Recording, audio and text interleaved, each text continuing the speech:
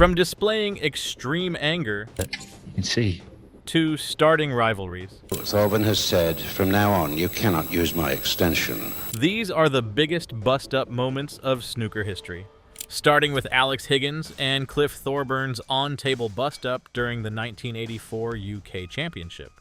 They were the snooker's most contrasting personalities in the 1980s and had a long-running feud. This boiled down to a green ball dispute during a tense battle.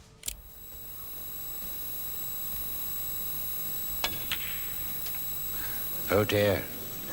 26.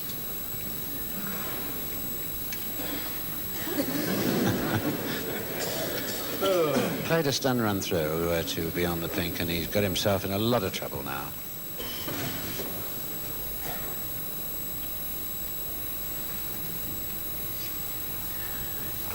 The important score there is the 1 frame difference.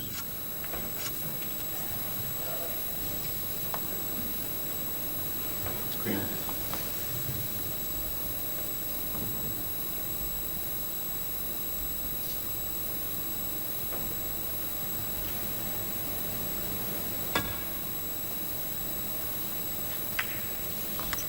Well, 26. Cliff Thorburn, you never nominated a colour. No, I said green. Didn't hear you say. Well, we heard him nominate green. Never heard you. 26. Thank you, ladies and gentlemen. Thank you, ladies and gentlemen. 26. Cliff Thorburn. 7. Alex Higgins. And we heard Thorburn nominate the green, but the referee's decision is final.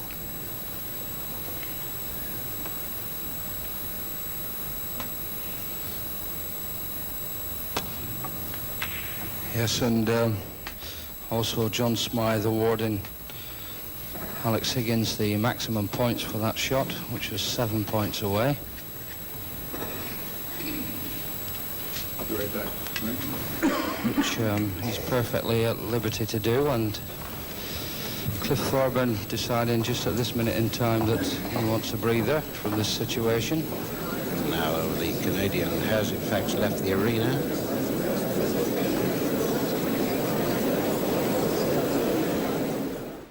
Cliff returned after a few moments and refused to let Higgins use his Q extension for the remainder of the match. Of course, is fighting so hard to retain his title of UK champion.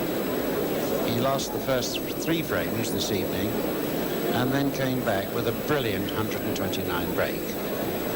Should have been a claimant for the £2,000 highest break prize, for he still had the pink and black left, but missed the pink, and therefore the highest break prize remains at the moment in the hands of Steve Davis with a break of 134. You don't, Alex, you don't think that I was trying to hit the green there? I know, but I've said the green, and like a few people who were farther away from the referee. Listen, all right, you can't use that, all right? All right. Thank you, ladies and Now, gentlemen. there's a little feeling come into this, which is terribly unfortunate. There is the extension which Alex has been borrowing because Alex has gone wrong. Thorburn says that the audience here did hear him nominate the green. Alex, in fact, says he didn't hear it. So Thorburn has said, from now on, you cannot use my extension. So the whole thing is terribly unfortunate.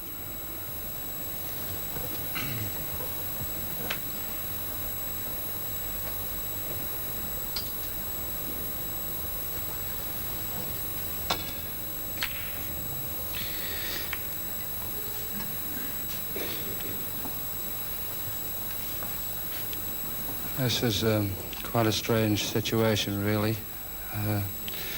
There are far more than one extensions in the world, but Cliff obviously feeling as though he's got far more support from the audience. Quite a number of people there that did actually hear him say it. He nominated the green ball.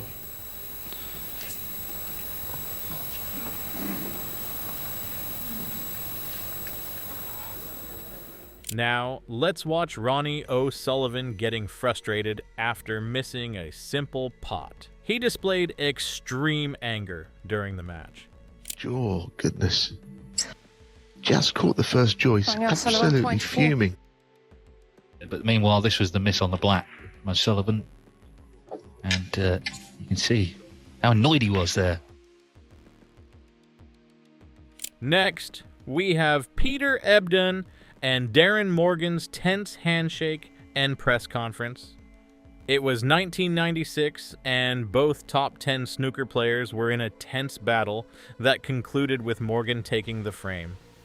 His celebration infuriated Ebdon. Morgan had a great chance to clinch his quarter-final place. But now that Ebdon has potted the last 3 colours to tie the frame, Morgan has somehow got to keep his composure and address himself to this tie-break black. The referee, John Street, will spin a coin. Heads. It is a head. Peter Ebdon has won the toss and put Darren Morgan in.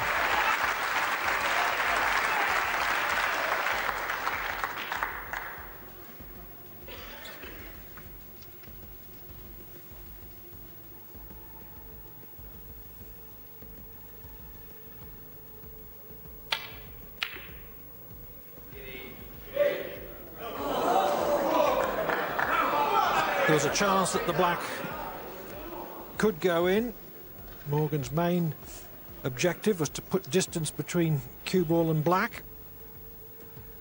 Yes, and if Peter knocks this in, he will deserve it.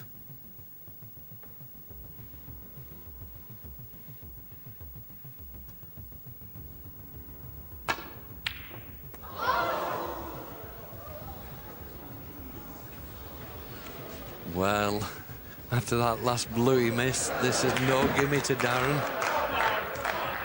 Thank you, gentlemen. Really trying to compose himself, but the pressure's going to build.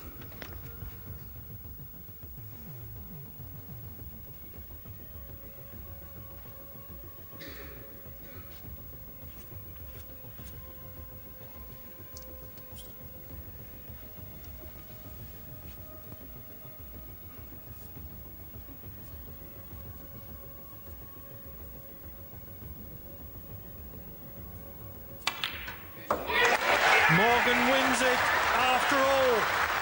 What a match! Ebdon led 4-2. Morgan led 5-4. Ebdon levelled with a 12 reds, 12 blacks, 96. The decider came to a tie, but Morgan potted the tie-break black to win by 6. Peter Ebdon was famous for his electrifying celebrations. In fact, he celebrated enthusiastically in the same venue after taking the frame against Stephen Hendry a year before this incident. Watch his celebration. Great nerve and resolution and skill. Peter Ebdon has recovered from 2 down with 3 to play to beat Stephen Hendry by 5 frames to 4 to reach the semi-finals.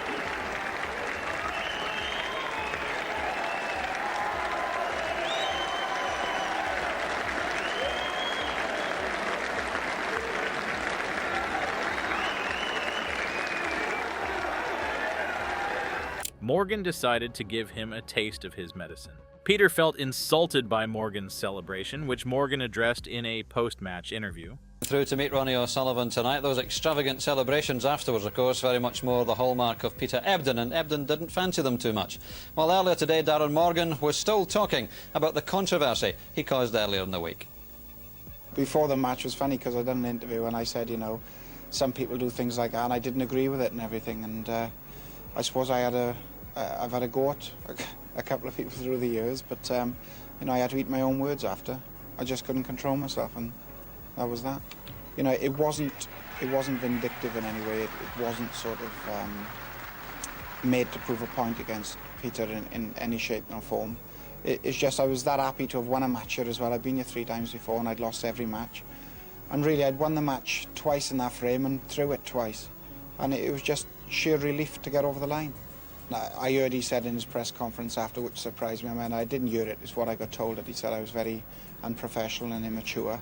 And, you know, I mean, for some of the things he've done in the past, well, it was a bit of a funny comment to make, really. I mean, it probably looked a bit bad. Now we have Tony Drago having a meltdown during the German Masters against Alan McManus on November 29th, 2012. It was the deciding frame. Drago was winning when he missed a simple pot. McManus, 4.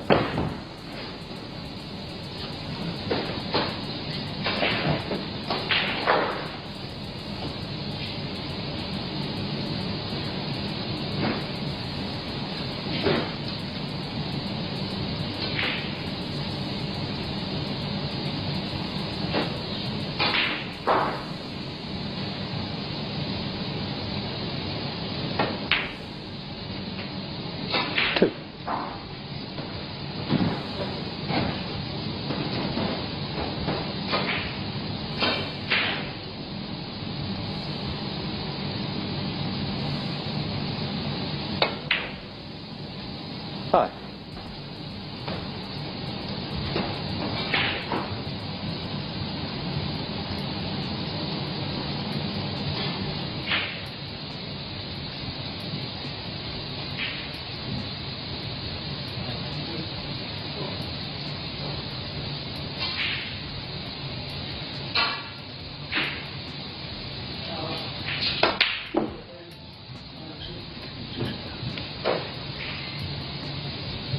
Alan McManus, 5.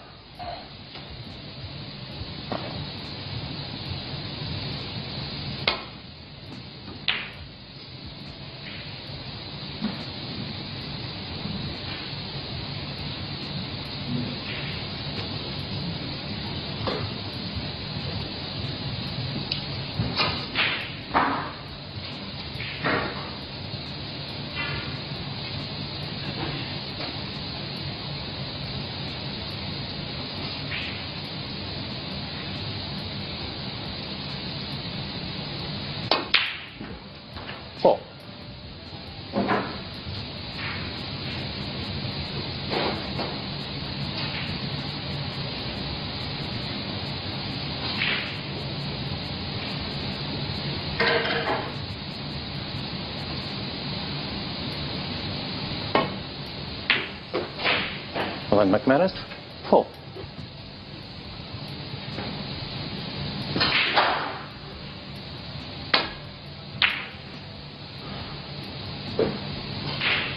Getting frustrated with his unforced error, Drago conceded the frame. However, he soon realized that he could take the frame, but now there was no going back.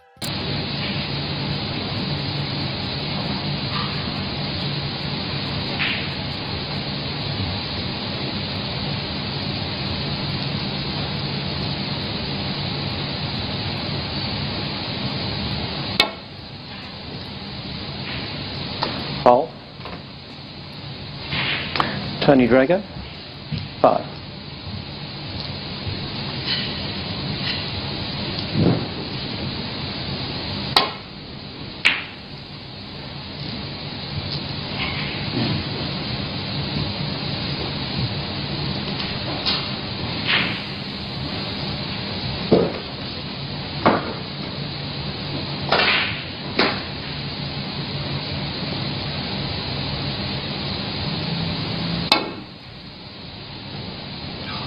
Foul. Tony Drago, 6. And I think it's a free ball. Just check. Oh, yeah? Free ball.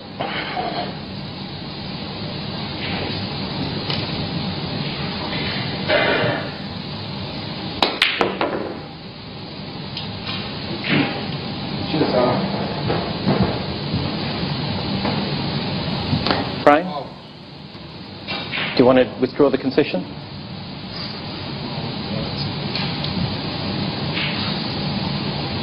Well, still have down 50 points, is it? Yes. Would you like to withdraw the concession? Alan can choose that. No, it's not fair to Alan now, is it? Alan? You happy to take the concession? Aye? Yeah, absolutely. Yep. Okay, fine. Frame, Thatch, Alan McManus. Yep. Sorry. Hold on. Sorry, Tony. Thanks, mate.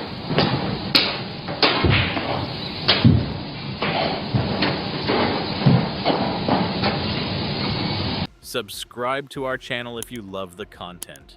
Now let's see how a protester interrupts the game of Neil Robertson and Mark Williams. Neil got an expensive foul because of the noise.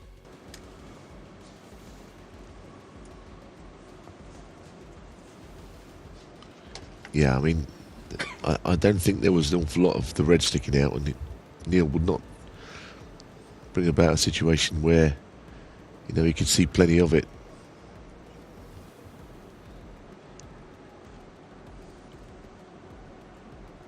More so than he could originally, anyhow.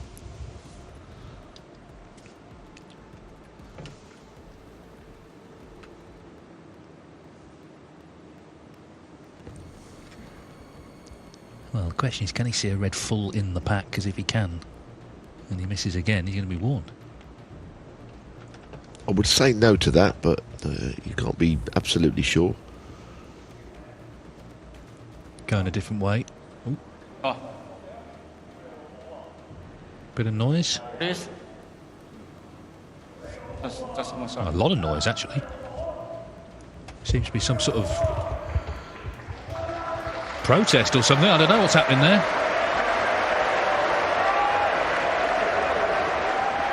He's not happy, that guy, whatever. Shot, yeah. Mark Williams. And he's being ejected. Free ball.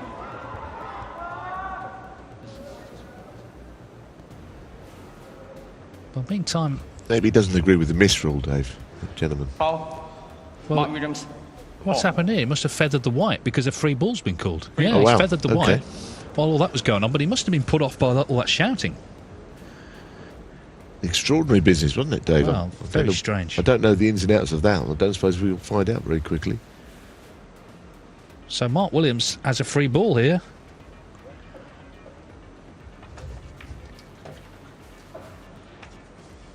And he's not potted it. That was a strange interlude. I know, because had he knocked that in and made 155, that gentleman would have missed it.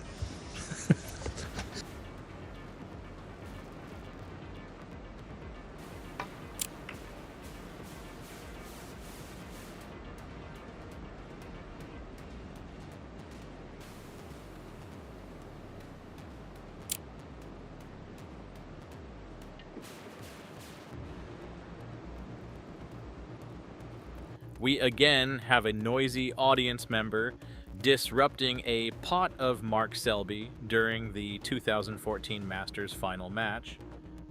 And we got a change in the commentary box as we welcome Stephen Hendry and Dennis Taylor, who may not have thought they were going to get on air tonight, but it's all yours, guys. Thank you, Hazel. The 13th frame, Ronnie O'Sullivan to break.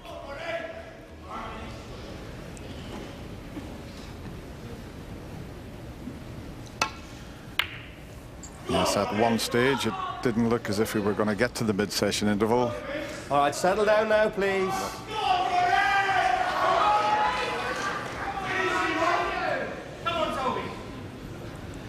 But when he missed that brown... All right.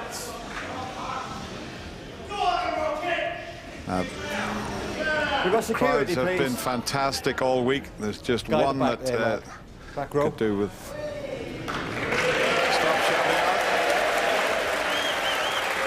With a cap on. He will have to go out. If Paul Collier has spotted him, we don't mind them getting involved, but we don't want them Try shouting with a like cap, that. Mark. I would maybe just give him a little warning. Well, I've just got a glimpse of him. He's on the mobile phone as well.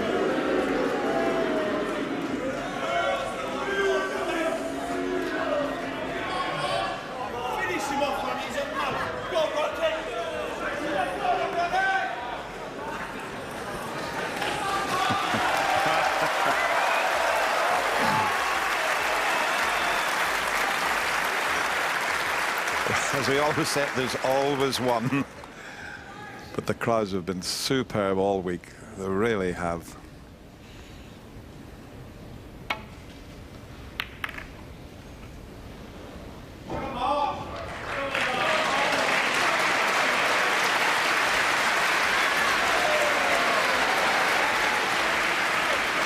We've had some fabulous safety from both these players, and there's very little to separate between them. Now let's watch the Joe Swale and Liang Wenbo cheating scandal of 2008. Wenbo won the frame, and Swale believed he cheated. Unbelievable, absolutely. He's only the 12th player to reach the last 8 on his Crucible debut. Friends were there to congratulate him. The phone from China started to ring. The other side of the coin very evident after Joe marched down a corridor to accuse his opponent of being unprofessional. Because if that's the case, all he needed to do, if I could say that he couldn't say the yellow, I'm thinking, great, brilliant, I've got him in snooker. He's missed the snooker, coming off the cushion, all of a sudden, the referee puts him back. You know, I was just taking it for granted, already, he's still snooker, he's going to come off the cushion again. What happens? You can see the yellow, like 3/4 ball, come on, somebody tell me what's going on here. But when you're right there, your mind's all scrambled. 后面要赢，因为他追得比较猛嘛。决胜局我就什么没想，跟他拼了。 Officials have to look into this matter. And gets it. I mean, Joe, in his chair, I mean, he didn't even question it. He just thought, oh, he snookered, play again, take the miss. The funny thing is, it's the rule as well. The rule's wrong in that situation, isn't it? Well, in Wenbo's defence, right, first of all, he's 27 behind, he's 27 on the table. There's no way in the world he wants to miss. But the miss rule says that if a player needs snookers, it's a miss. Because he was 27 behind with 27 on the table, he doesn't need snookers. So therefore, it can be called a miss. But common sense says there's no way that Wenbo wants to miss this ball. So Wenbo can feel hard done by that the referee's calls a miss. The other part of the equation is, should it be the responsibility of the player to help the referee to put the ball back after he's called you a cheat, effectively, by saying you missed it? So therefore, it's not as clear-cut as Wenbo, bad sportsmanship. There's actually part of the rules that don't help the equation. Well, Hawkeye can show us the shots that Wenbo was looking at and the way it changes. What do you feel about this, John? He could see the yellow, couldn't he, John? Yeah, he can see it. I mean, if this is the first attempt, but if he plays this shot, there's 3 things here. 1, it can roll off and hit the blue. 2, it can roll off, miss the yellow. And 3, looking at that angle, you could clip the yellow and going off. The second one, as you can see, is further down the cushion. You can now definitely see more of the yellow. Well, Hawkeye reckoned that it had moved 18 millimetres. Is that absolutely accurate? Well, it's obviously different. I think we saw from the side-on cameras as well that there was a difference in the shot, that you could see more of the meat of the yellow ball. But obviously from Joe's perspective, he wasn't happy at the press conference. But I still would go back to the point, he had a great brown to try. Yeah. Are we questioning Wenbo's integrity? To some extent, we are a little. But at the same time, the way the rules turned out, I mean, it's a very, very difficult situation. Ultimately, the player should know if it was right or wrong. This is a 21-year-old in the Crucible on his debut, trying to deal with a big occasion. But could he have done it differently? There are some people who will question Wenbo's sportsmanship in this situation. I don't think it's as clear-cut as that. But there again, there is a situation in the heat of the battle. The guy puts it back. Your opponent agrees. You go with the flow somewhat. Well, Joe. Next, we have Matthew Selt acting like a sore loser. It was the 2024 German qualifiers match in which a 39-year-old talented potter was defeated by an 18-year-old.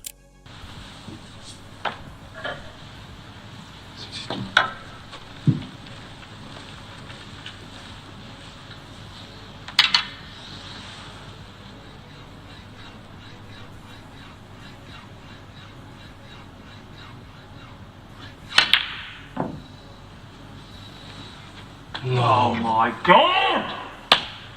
63. Nice. That's a game. That's a game.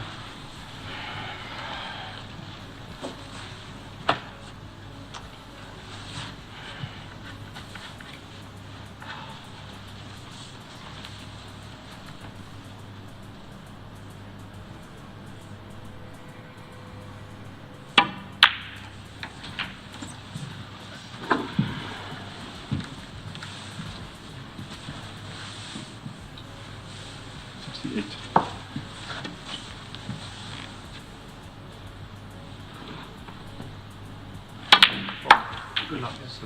Good luck. Good.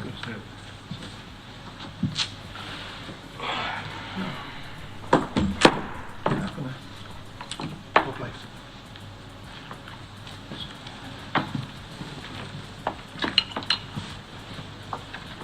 Good luck. You can hear banging and crashing noises off camera. These noises made Artemis Zizins quite uncomfortable.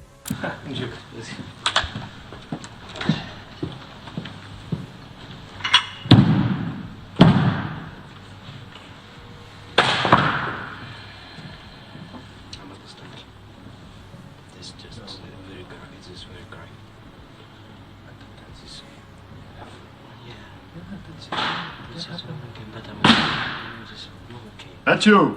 Please. Please.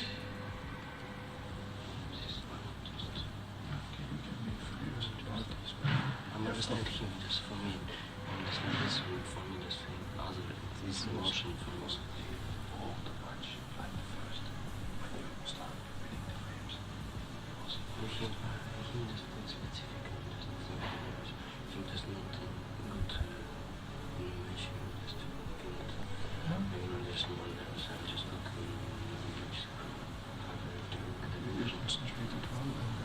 but now just very difficult because of more pressure. Just this ball and do or die. Brown, nearly missed. Yeah.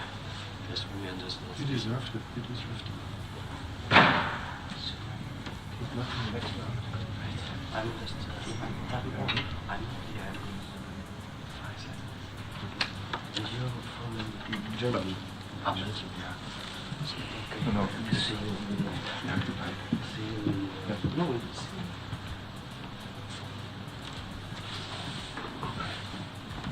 Which one is your favorite moment? Do share with us in the comment section and subscribe to our channel.